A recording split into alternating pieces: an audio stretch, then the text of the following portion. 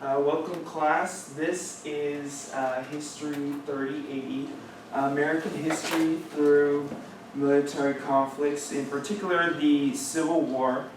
And this class is just going to cover your American history credit, so it's worth 4 units and it's on Tuesday, Thursday. I just want to show this image first because I looked up on Google American flag and Confederate flag, and I would say 90% of the images are going to be like this.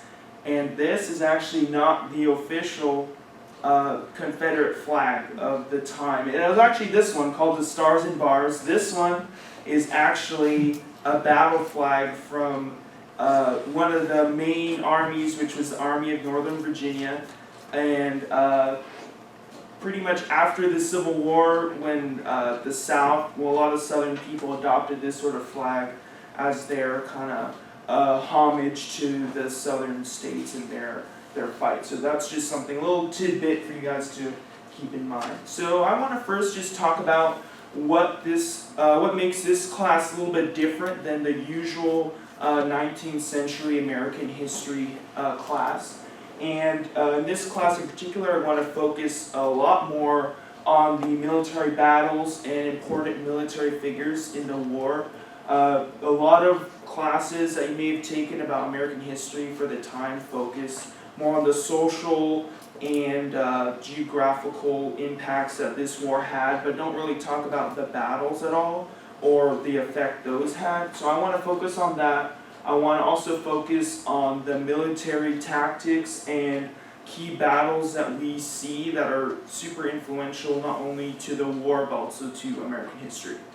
And we also want to learn about the technological advancements of warfare and how this affects, like I said, not only America but also the world in general, because there was a ton of technology used, not just weapons, but the first war that uses what's it called? I can't even think of it. It's the telegram. Sorry, I don't know why that got stuck. But yeah, telegram really frequently and actually really impacted the war in a positive way.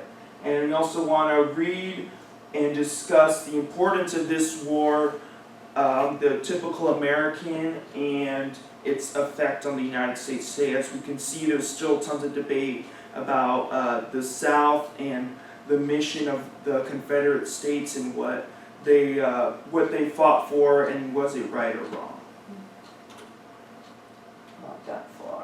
So let's just talk a little brief introduction about the Civil War, just so you guys can get a little precursor of what we're going to explore this semester. The Civil War was fought from 1861 to 1865 between the United States of America and the Confederate States of America.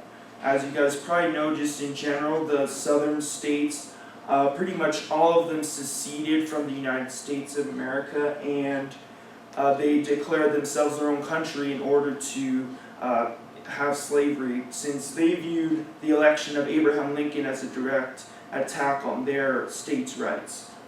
So this war is also the most costly in American history, with a confirmed over 500,000 men killed, and probably more than that with women and children and other civilians. So this is obviously the death toll is pretty much doubled because both sides were American.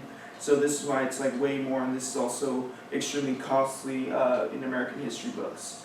So, like I said, this war shaped American history in many ways, like military tactics. A lot of at first in the beginning of the war, many generals used basically Napoleonic War military tactics with pretty much modern weapons. As I said, the technology was very advanced. And this is why the death toll is extremely high, because many men just stood in a line and got shot at and then reloaded, shot each other kind of back and forth like that. People just died in droves.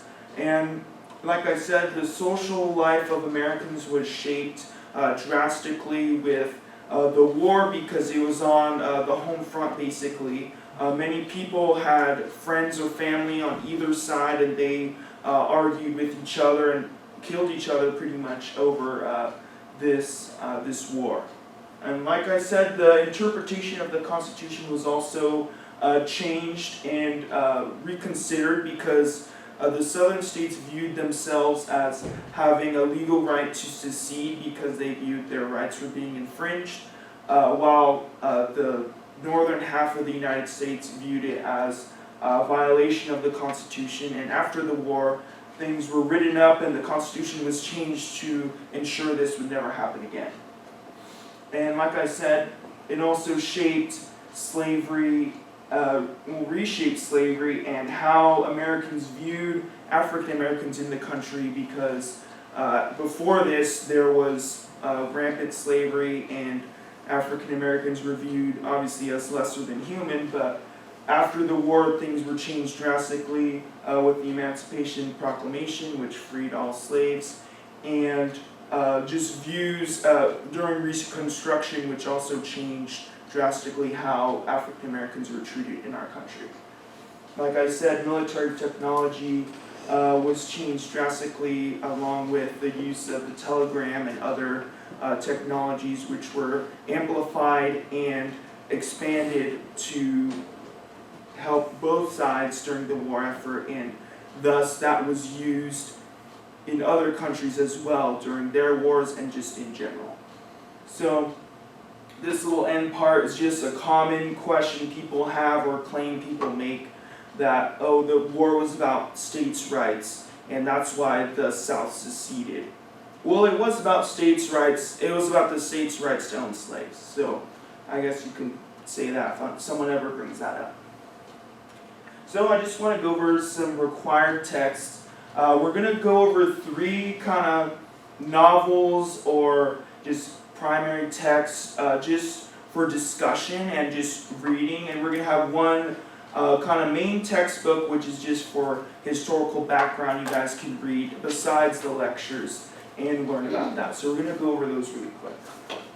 So the first one is this book actually right here, which I love and I've owned for a while. It's the Smithsonian Civil War Visual History, and this is, all these books are actually pretty cheap, so I kept that in mind for you guys. So this book is awesome because it has so many awesome pictures and biographies. Like, look how detailed this is. Like, you got a ton of stuff, ton of awesome pictures from the Smithsonian archives.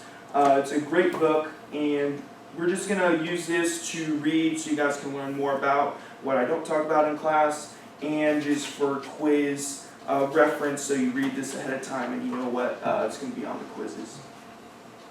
See, the next book is The Killer Angels by Michael Sahara, and this book is also awesome. I do own this book, but I left it at home, so I didn't bring it with me. But this is also very inexpensive, and it's free because it's in the library as well, so if you want to just rent it from there. It's a novel based on the Battle of Gettysburg, so it's a much easier read. It's not a textbook or anything, so it's going to be a lot smoother. And there's also a movie adaptation of it, which is also great, but extremely long, so we may or may not watch that in this class. So we're going to use this for our bi-weekly discussions, just read, and we're going to talk about what we saw in the text, what we interpreted, and how we enjoyed it. The next book is An Uncommon Soldier by Sarah Wakeman, and this is also pretty inexpensive. And this book is by Sarah Wakeman, which is actually that person right there, because she was a woman disguised as a soldier, and she actually fought in the Civil War. So I think this is a great book to read because it gives a really unique perspective that is not common, because women at the time, obviously, as Sabrina just talked about, were not given the right to vote or even to be considered, really. So this is a really unique perspective of not only a soldier in the Civil War, but also a female. So yeah, we're also going to discuss this book and its importance and just the subject in general. And the next book, which I also brought with me, is The Fall of the House of Dixie. It doesn't have a cover, so. It's also pretty inexpensive, as I mentioned, and this is a really detailed look into the South, and kind of more than just the social life, but also the government and how it worked and how it also didn't work, because from the very start the southern states were kind of doomed because of how they ran their government. It was going to fail eventually anyway. So this is a really great book. I think we're all going to enjoy, and we're also going to discuss it too, so we'll get even more knowledge from that.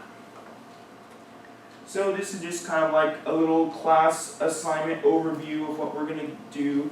As I said, we're going to do reading assignments and discussions. We're also going to have quizzes. And I also want you guys just to write a few response papers on the books we're reading, like the novels, just so you guys can expand even more on what we've talked about and just have it in writing so you guys can enjoy that too. We're also going to have a research paper, which is pretty short. I didn't want to overwhelm you because there also is other reading assignments and a little mini presentation just discussing your research you made. And we're also going to have a midterm and final, which is multiple choice and essay. So I think that is it. So thank you.